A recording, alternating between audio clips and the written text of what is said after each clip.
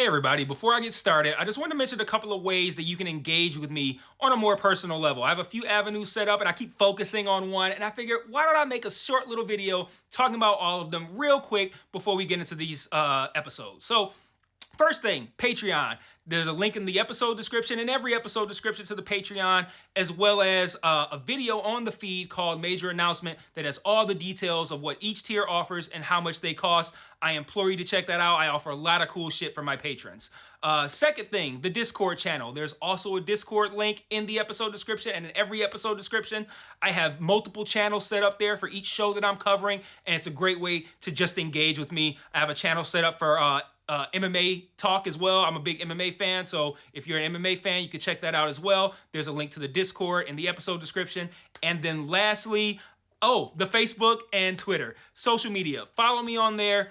I post news on there. When I say news, I mean like, hey, I'm stopping covering this show. Hey, I'm starting covering this show. Let me know what you think about this. I do live watches of things on Facebook where like I'll check in and say I'm watching so-and-so show, and then I'll like live comment while I'm watching it, and that'll be cool if maybe you watch that show too and you want to watch along with me, or you're watching it later and you will see my thoughts, which are usually pretty entertaining because I'm usually pretty high when I'm writing them. So check out all those links in each episode description, and let's talk about this episode. Peace. One mic, one mic. Yeah. All I need is one mic. One mic. Yeah. All I need is one mic. One mic. One mic. Hey everybody, welcome back to One Mic, and today I'm here to talk about Season 3, Episode 5 of FX's Dave, entitled The Storm. So the title here refers to the storm that ultimately causes our crew to have to crash at the home of this religious family, which leads to a pretty intense moment at the end of the episode. So, what a great episode of television this was, man. The way this show could stop on a dime and go from crazy to beautiful in a heartbeat is stunning. Like, they've mastered that shit. That camera looks a little bit... it's throwing me off. It's just like a little... that's better. Okay, so...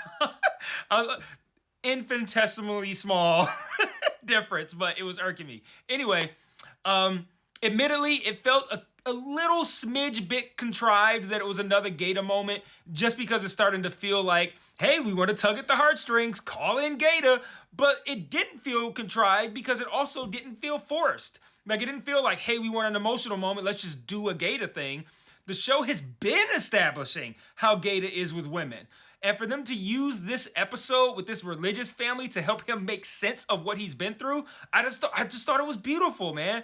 And Gator, man, he can fucking act, dude. Like, that felt like a man who is accustomed to holding in his emotions, finally letting his emotions go. Like, I know how it is. I've been there. I've done it. I was watching it right there. That really resonated with me because you could tell it's like I don't really like what I'm doing right now, but like it's already started and I can't stop it. I know exactly how that feels. Such a great scene, man. But let's talk about this episode real quick and dive into what else was good about it. So Dave's in Mississippi now, next stop on the tour. Interesting that they didn't say the city. I don't know. They specified the next stop was Memphis. They didn't say Tennessee, they said Memphis. Anyway, that's just me being weird. So we see this overweight super fan who is outside of the venue well before anyone else has even began to line up to be there. And the show goes well until Dave calls her on stage, and then the audience starts ridiculing her, berating her, calling her fat fuck, all kinds of terrible shit like that. That's the opening to the episode. After we returned from, I returned from a 1 second black screen. Y'all returned from commercial. I got Hulu with no commercials. I don't know why I acted like that's a flex. It's really not. They invite her backstage to apologize and make it up to her. And Dave says, let's get her a t-shirt. And Mike instinctively goes, what size? And I completely lost my shit. Like in any other scenario, that's fine. Even if it's like, okay, this is an overweight person and you might feel uncomfortable asking them what size they wear. At the end of the day, I need to know what the fuck size you wear or I can't give you a t-shirt. But in this specific scenario, like, man, asking her her size in this scenario at that moment was hilarious, man. Dave just like, bring her a box and let her pick one. To make it up to her, he invites her to the next tour stop in Memphis, and since he doesn't have a car, Dave offers to take her there and she can ride with them in the tour bus.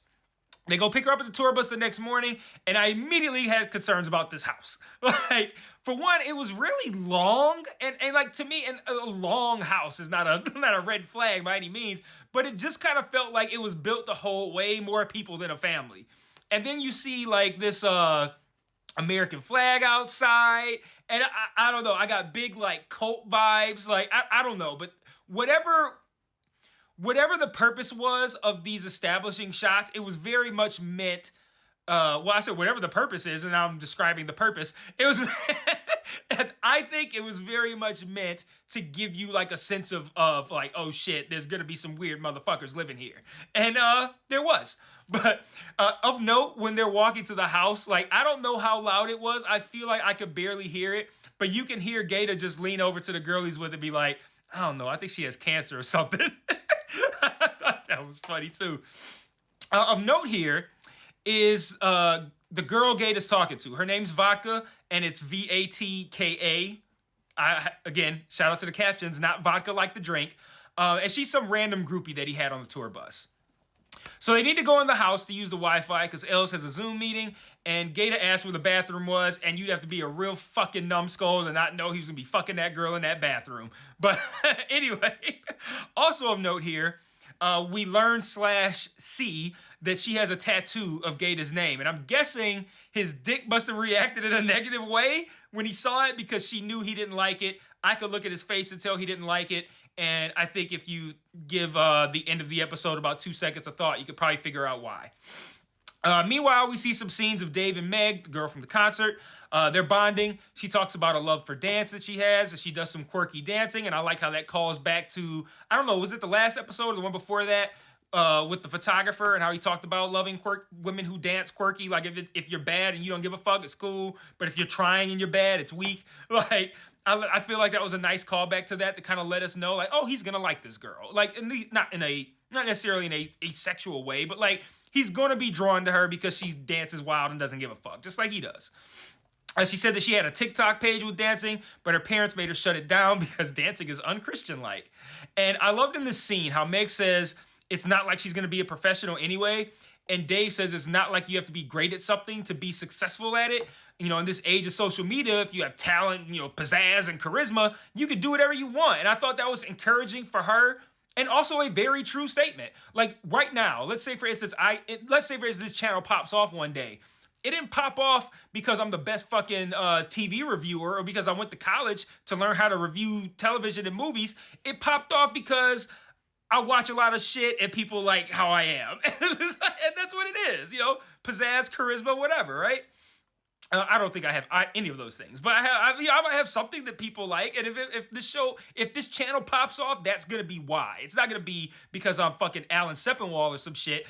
You guys probably don't even have any fucking clue who that is, but it's not gonna be because I'm Alan fucking Sepinwall. It's gonna be because, hey, he knows a lot about, he knows what he's talking about. He helps me understand the episodes, and I think he's funny, or I think he's good looking, or I think he's charismatic, whatever.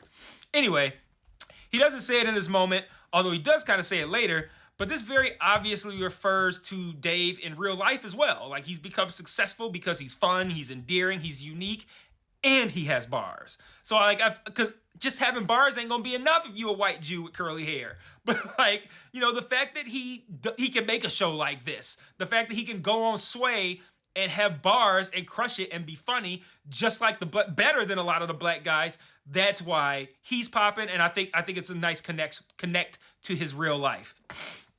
So Meg's family returns, and they are an interesting cast of characters, led by the grandmother, who keeps calling Mike Richard, which scarily calling Mike Richard. I don't think we ever get an explanation for that either.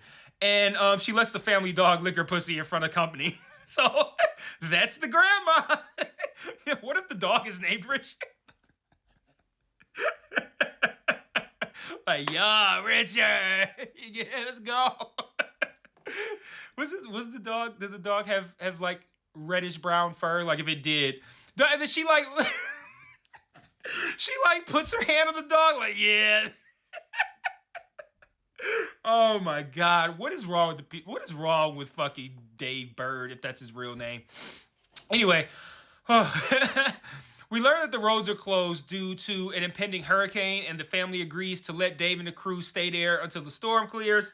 And side note here, after Gaeta has sex with Vodka in the bathroom, she's later flirty with him, like, and in front of everyone, and he kind of shuts her down. He's like, read the room. This ain't the time for that. He's then later recording cameos, and she's looking at him with like this look of hatred, like she's mad that he shut her down. And she grabs his phone, throws it, and storms out of the room. He's like, I ain't chasing that energy. She can go ahead. I feel I'm not chasing that energy. I like that. I really like Gaeta, man. I feel like I'd be friends with him in real life. Like, I don't, not even the character. I feel like I'd probably be friends with the actual guy in real life. But again, what the fuck do I know? So back to Dave. His big problem is that he's upset that Meg's dancing was shut down for religious reasons. He's not religious, and he doesn't like someone's passion being bridled because of religion. So he decides he wants to talk about it at dinner, despite everyone telling him not to. This is a move I would not have made. I'm like, I don't like it, but I'd be like, that's their fucking business. I'm not about to get into a religion or sex debate with these Christian strangers in their home in the middle of a hurricane. Not doing it. Anyway, he starts by bringing up dancing, but after the father's... can't read this shit. After the father says she filmed herself doing the splits on a plastic snake head... Dave escalates the conversation to talking about sexuality, which ends up being apropos, considering where this conversation ends up going. So Dave argues with the family over the dancing. Argues with the father over the dancing and how it can lead to lust, and then over the idea that sexuality is something to be ashamed of. And the father says that rampant lust leads to emptiness and desperation. And when he says this, we cut to Gaeta, and Gaeta is very clearly reacting to this. I don't know how, at the time, I didn't know how to read it, but he was very clearly reacting. Dave continues to escalate with admittedly excellent points until there's a knock at the door, and there's some new woman who is driven through the hurricane for some Gaeta dick. Vodka sees this woman, and violence ensues, but after Mike and Dave hit Gaeta with numerous "what the fuck is wrong with you, dude," Gaeta breaks down. So let's go over some of the things that Gaeta mentions here. He mentions how he needs to text... I'm going to say what he said, just because the fact that he says it gives me an excuse to say it myself. He mentions how he needs to text a bitch every night so he doesn't feel alone. He talks about how the last woman he was in a relationship with broke his heart and had an abortion, so he's got I could have been a father and I'm not, dealing with that. He talks about how his mother abandoned him, and how if she's never loved him, how's he supposed to love a woman? How's he supposed to trust a woman? He says he was raised by Michael Jordan in The Simpsons. I was raised by my parents, but Isaiah Thomas in The Simpsons is like my backup. And as this scene plays out, you come to understand that despite their differences on dancing and sexuality, these religious people are helping Gaeta in a way that Dave never could. Like, the irony here is that early in the episode, Dave said to the parents that they might have similar values and a lot more in common than they think. And then after all that arguing, here they are all together trying to help Gaeta. And it was a really beautiful and heartfelt scene. And I love the idea of two groups of people who are at each other's throats coming together for the greater good to help this man in a moment in where he was very clearly dealing with a lot of pain. And I also love the idea that even though these people's beliefs were looked down upon and ridiculed throughout the episode, it's only these people who are capable of helping Gaeta in that moment. Really beautiful fucking scene, man. That's me. Beautiful fucking scene. It's fucking poetry, man. Beautiful fucking scene. The next morning, Dave and Meg talk about the idea of someone telling you can't do something and then doing it anyway. And I noted in this scene, I feel like they made Meg appear to be a lot more mature. Like, earlier in the episode, she seemed kind of like a giddy and childish teenager. At the end of the episode, she hops back in front of a camera, she's doing her little weird dances, and she looks like a giddy and childish teenager again. But in this scene with Dave, you'd have thought she's a 33-year-old psychologist, man. Like, she looks super mature, super grown, super... intellectual, profound, smart, all that shit. Like, I don't know. I'm sure that was intentional. So let me wrap up with a couple of quick thoughts, and that'll be it until next week. So, one, I thought that little Dicky doll really did look like an albino black man. I don't know how he comes up with this shit, man. I really don't. Dave and Els and Gaeta's conversation about slavery versus the Holocaust was hilarious and incredibly fucking uncomfortable for me. I I loved how there was a lightning strike when Dave said no one can argue with logic. I feel like me and him are the same guy. Like, I would have said everything he says in this episode, I would have said theoretically. Like, I wouldn't have got into it with the parents, but the actual things that he said, I would say if I was in a situation where I would have been willing to get into the conversation. And then lastly, the brother approaching Dave at the end and saying he likes his music because it's nice to hear someone who's proud of being white. Perfect. So that's all I got for this week. I will see you guys next week for episode 6. And until then, peace.